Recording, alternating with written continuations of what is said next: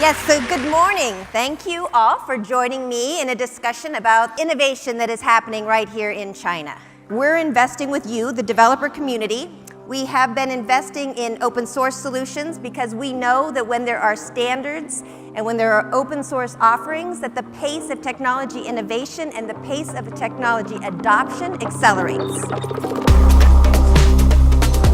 I think for the past 100 years, the Industrial Revolution put us into small cages. Consumerism has killed a lot of creativity, but for the post-industrial generation, they should have more freedom to create, to explore, to invent.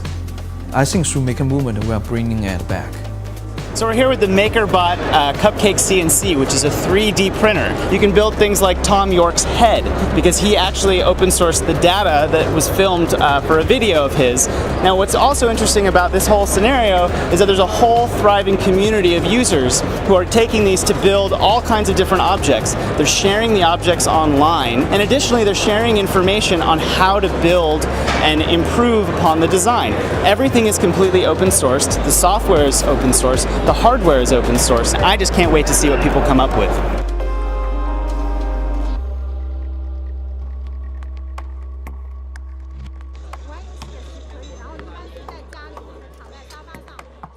I think the recent emergence of the maker movement pretty much started around 2003, 2004 in the US. Laser cutting and 3D printing is helping people to be able to build stuff and actually build it for fun rather than just having business purpose. Right around that time, this guy named Dale Doherty, he was thinking about starting a publication called Make. Before Make came out, the only word we had was a hacker, right? And I think he didn't want to call the magazine Hack because it had a really negative connotation at the time. And Make was sort of the thing you would type to compile a program, so it would resonate well with programmers. And Maker was like sort of the demonym of people who would read the magazine. That sort of coined the term maker. I think in creating that publication, he sort of solidified the movement, and the Maker Faire created that phenomenon. In China, in the beginning, nobody knows about makers. Nobody cared about makers, but because we go to the maker fairs in New York, in Bay Area, we're so jealous. So instead of waiting for someone to do it, we say, why don't we do it? When they told me they were going to bring the first Maker Faire here, I was like, how do you have a Maker Faire in an area where people don't make for a recreational thing, they do it for a job, right? You know, because making in the West is something that you're using to remind people who are in service economies that there's a thing called manufacturing, right? When you have a manufacturing economy, you want to remind them that there's manufacturing, it seems weird. And what I realized is that actually China's middle class is the size of the entire United States population. So even if a small section of Chinese people had risen to the upper middle class, it's big enough to create a movement in China itself compared to the United States scale of making. We don't know if it's going to be successful or not. The first year we have over 60 makers, and last year we have over 200 makers. It's a huge number. Some interesting phenomena also emerging out of this in the past years. What's happening is the open source hardware movement. Traditionally, the circuit board is closed and proprietary.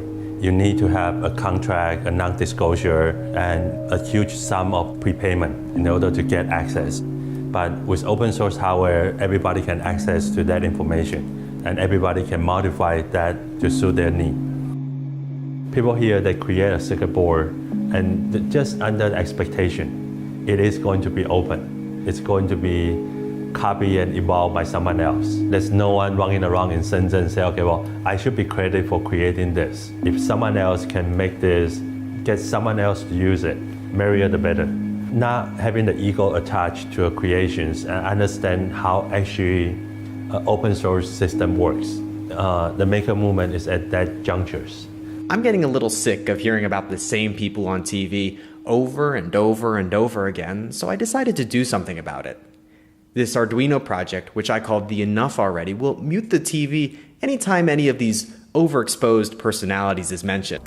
To mute the TV, I'm going to use an IR LED. Now, anytime a keyword is mentioned, the TV will mute for 30 seconds. Our producers caught up with Kim Kardashian earlier today.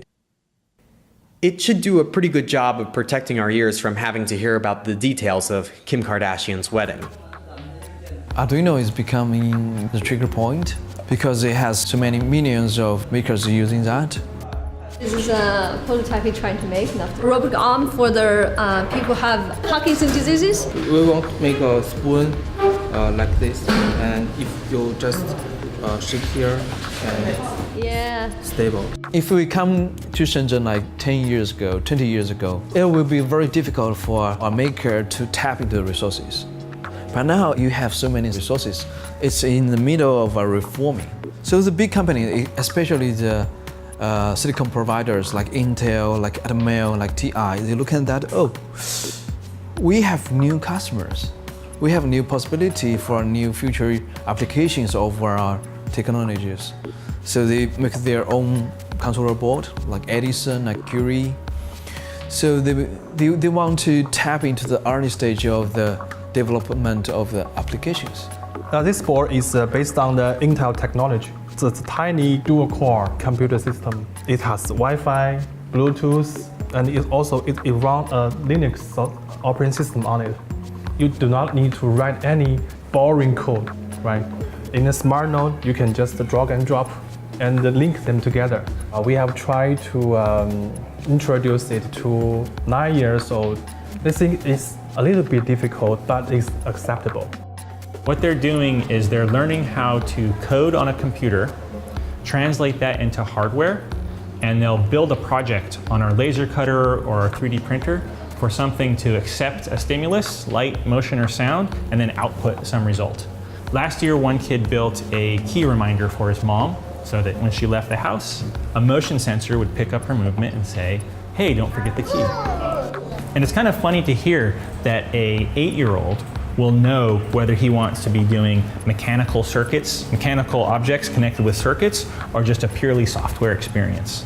So that's entry level, and then we give them more systematic introduction to how to build up the skills. Off you go, you can use the makerspace to create whatever you want. You are genius, you are young inventors. I've seen some great examples of open source hardware being used to actually make a difference and create a better world. And the difficulty is monetizing that, because I do believe that business solves a lot of the world's problems, and people need to be able to make money. So if you're providing value to the world, which is making the world a better place, then there should be compensation for that.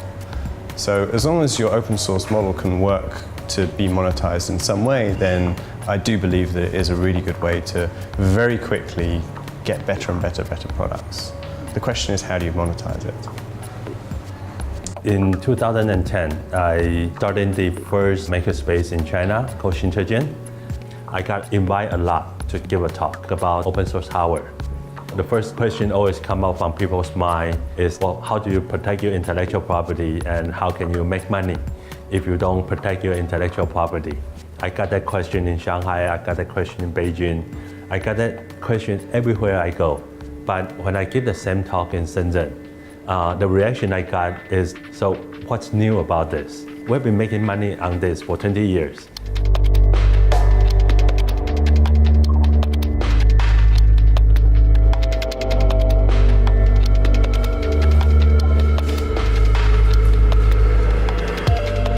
这个地方是全球最大的元器件的集散地，这里总共1楼、2楼现在有800多家，将近900家的，全是做 IC 的。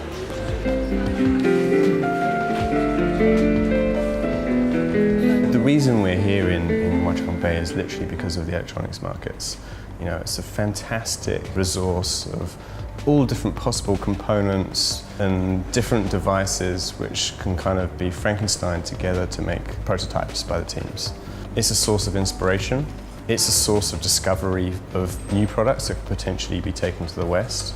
And like I see every month a different invention down there. 9 times out of 10 they're probably not going to make it to the West, but some of them do. 这一个是很能代表华强北的创新模式的，就是你既可以用来给手机充电，又可以用来暖手。这一款产品呢，是刚好是我们学校的一个人发明的。它就是这个东西要装在羽毛球托下面，就是你打球的时候，它会给你记录数据，你的力度，还有你的今天挥了多少次拍。If I want to see what's even upstream of what's going to hit the tack in the United States, you can get a little bit of a feel here. You see a couple of things popping up here or there. A little shop will pop out of nowhere selling these things you hadn't heard of before. Like the hoverboards were here a couple of years before they hit the United States, and then you eventually sort of see them hit the States and other countries. 这里就是最具华强北特色的地方，这里都是一个一个的小创业者，但是他们做的东西全是全球最新的，而且出货量很大的东西。这个是一个3D 眼镜，3D 手机壳，拿过来之后，这里就是 3D 效果的电影。There's a number of different ways to sort of look at the market. For an engineer, you're sort of limited at thumbing through catalogs and looking at pictures and very slowly going through specification sheets and waiting a day for stuff to come. And for example, if you want to put a switch in a product, you want to know how it feels. You want to kind of know the exact size and the little mountings and the fussy bits. And it can take a long time to find exactly the right part. You come here and they're like stalls with like 1,000 switches in it, like hundreds of different types. And you can just reach in and just touch them and play with them and you can like walk stall by stall by stall and see all the different variety. It's a huge bazaar, essentially, of components. All of them are sort of immediately here right now. And it's not just a showroom. Once you find the switch you like, you can be like, hi, I'd like to buy 1,000 of them. And then for a very low price, you can just over the counter buy it, carry it off and go into production. It's got a huge amount of acquired knowledge and skills. There's electrical engineers there who will solder up 50 PCBs for you in record time, or you can go down there and piece together different components to make a new mobile phone. There's nowhere else in the world you can do that.